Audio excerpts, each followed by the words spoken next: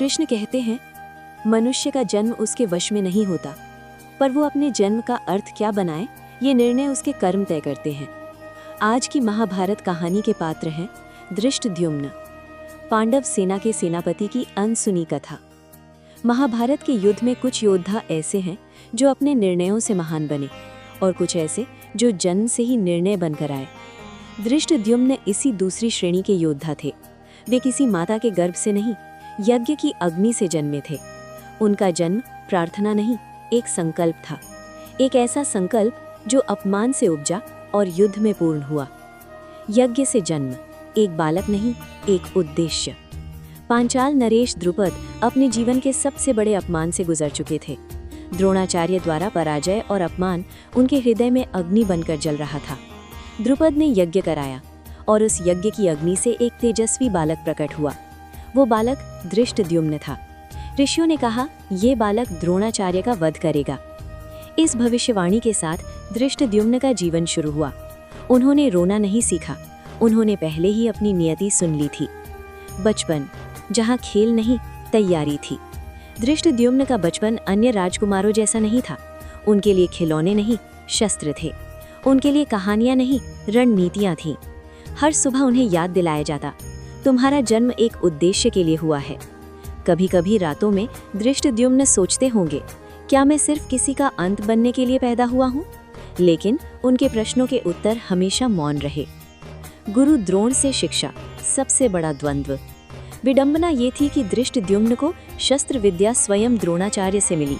जिस गुरु से उन्हें ज्ञान मिला, उसी गुरु को मारना उनका भाग्य था। द्रोण जानते थे ये बालक उनका अंत बनेगा, और धृष्टद्युम्न जानते थे ये गुरु उन्हें महान बनाएंगे। फिर भी दोनों ने अपना धर्म नहीं छोड़ा। गुरु ने शिष्य को पूर्ण विद्या दी और शिष्य ने गुरु का सम्मान किया। यही धृष्टद्युम्न सिर्फ योद्धा नहीं, मनुष्य बनते हैं। पांडवों से संबंध, उद्देश्य का विस्तार। द्रौपदी के विवाह के बाद धृष्टद्युम्न पांडवों के निकट आए। उन्होंने देखा ये लोग सत्ता के लिए नहीं, धर्म के लिए संघर्ष कर रहे हैं। तभी धृष्टद्युम्न के जीवन का उद्देश्य बदलता है। अब वे सिर्फ द्रोणवध के लिए नहीं, अधर्म के विरुद्ध युद्ध करने वाले थे। उन्होंने पांडवों को भाई माना और स्वयं को धर्म की सेना का सेनानी। पांडव सेना के सेनापति, जिम्मेदारी का भार। कुरुक्षेत्र युद्ध में जब पांडवों ने सेनापति चुना तो नाम आया धृष्टद्युम्न। ये पद सम्मान नहीं, अग्नि परीक्षा था। भीष्म, द्रोण, कर्ण जैसे महारथी विपक्ष में थे। हर दिन हजारों योद्धाओं की जिम्मेदारी उनके निर्णयों पर थी। एक गलत आदेश हजारों जीवन छीन सकता था। धृष्टद्युम्न रातों को सोते नहीं थे। वे रणभूमि से पहले अपने मन से लड़ते थे। द्रोणाचार्य वध, नियति का क्षण। द्रोणाचार्य युद्ध में अजेय थे। जब तक उनका मन शस्त्रों में था, कोई उन्हें पराजित नहीं कर सकता था। अश्वत्थामा की मृत्यु का समाचार उनके हृदय को तोड़ देता है। द्रोण शस्त्र त्यागते हैं और वहीं धृष्टद्युम्न अपने जन्म का उद्देश्य पूरा करते हैं। ये क्षण विजय का नहीं था, ये कर्तव्य का पालन था। धृष्टद्युम्न की तलवार कांप रही थी क्योंकि वो गुरु के रक्त से रंगी थी। अंधकार में एक महान सेनापति मारा जाता है।